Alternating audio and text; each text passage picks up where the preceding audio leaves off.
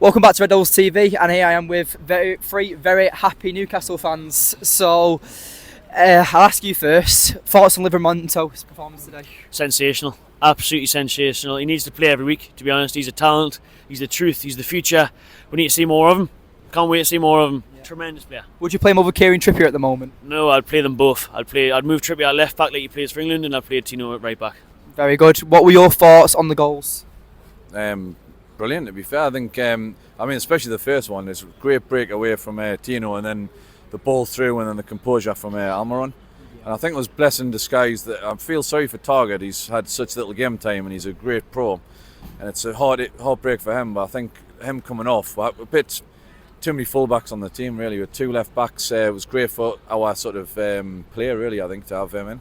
Yeah. And a question for you, that were you concerned about the way United started off in the second half, because we came out very relentless, we were very full on, and I couldn't even see us scoring at that point. But what were your thoughts when United came out full press? I thought United played really well today. To be fair, I thought we sort of came out really well in the second half. You know.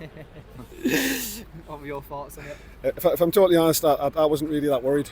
I thought our defence was solid, and I just couldn't see us scoring the day. To be honest with you. I thought we were good, but yous were, it's the worst Man United team I've seen, if I'm totally honest. And just out of curiosity, from an outside perspective, what do you think is going on at Manchester United at the moment?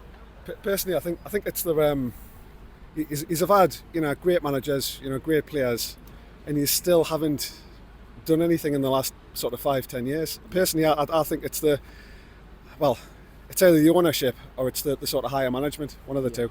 What are your thoughts on what's going on for United? Yeah, this sort of happens every so often. They bring a manager in, Mourinho or somebody, might get someone that wins a trophy, but it's all short term. It's all been in the short term. There's the trophy last year.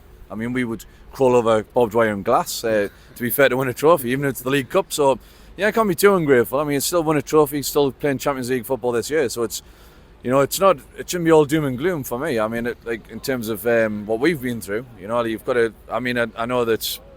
You'll have claim that of your calibre of your football club, but I think at the end of the day, you've just got to think, if you have a couple of years, just dry your eyes a little bit, you know what I mean? Yeah. And what were your thoughts on United? Where do you think going wrong? Everywhere. Recruitment for me, spending all that money on Anthony, 70-80 million looks hopeless. Throughout the team just looks so bad. Putting all your eggs in Highland, you know what I mean? I think he's a good player, but he's too young. Everything's wrong from top to bottom in terms of ownership, behind the scenes. I think you're a mess, mate, unfortunately for you lot. You're like what Newcastle used to be. You've got no football intelligence behind the scenes, and on the pitch, you're lacking massively. Yeah, I really appreciate that. And obviously, as a United fan, I'll admit I've heavily criticised Eddie Howe. I didn't think he'd be able to help you progress to the Champions League. Obviously, I've been proven wrong massively. You've given the group of death, and you've proven a lot of European teams wrong, a lot of English fans wrong.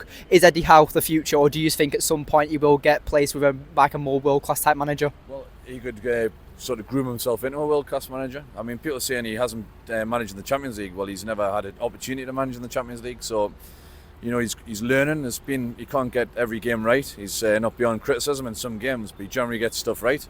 I was hell-bent on slagging him off today with that team, with Richie playing. I'd describe Richie as if he was a horse, he'd have been shot 5 years ago, and playing too many full defenders, not playing a striker. But you've got to eat your words sometimes. I think he's sort of got to take into consideration the squad. I think the injuries at the minute, he's got the Arsenal match on Saturday, we've got Dortmund next Tuesday, so it's tough. It's a balancing act. Now our squad's nowhere near the likes of Man City and teams like that.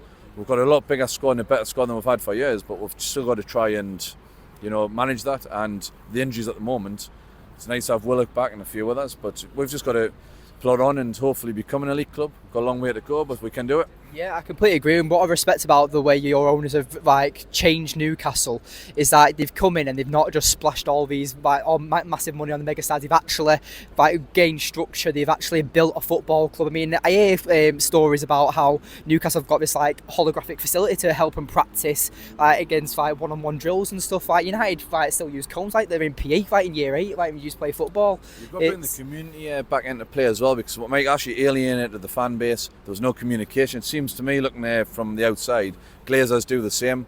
You want to get your fan group sort of in sync. At the moment, we've got a good community spirit, and The owners are likeable. You've got Amanda Stavely. You've got like people that it just feels like a family club again. People are going, going for pints before and after the games. I think I put on about 3 stones since the takeover. So it's Steve Bruce was good for your health, but I'm pretty enjoying myself at the moment. I really appreciate you guys talking to me. Have a good evening. Thanks a lot, mate. Thank you, Cheers. guys.